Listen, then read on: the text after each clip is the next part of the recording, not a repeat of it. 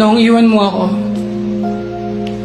nang walang pasabi at pangako ng pagbabalik,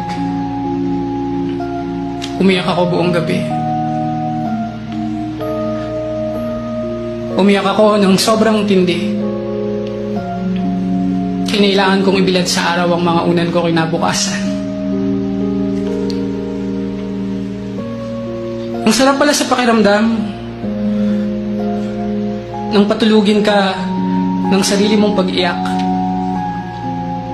Naisip ko, hindi pinakulo ang dahon ng bayabas o alak ang sagot sa ganitong klaseng sakit. Luha ang pinakamabisang panlanggas sa sugat ng puso.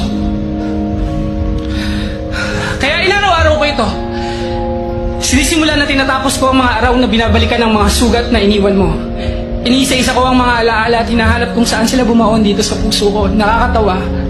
Ang akala ko noon, kung dumating man ang panahon na to, puro mga alaala ng away at hindi natin pagkakasunduan ang iintindihin ko na sila ang mahirap gamutin. Na sila ang kahit ilang balde pa ng luha ang aking pigain mula sa mga mata ko.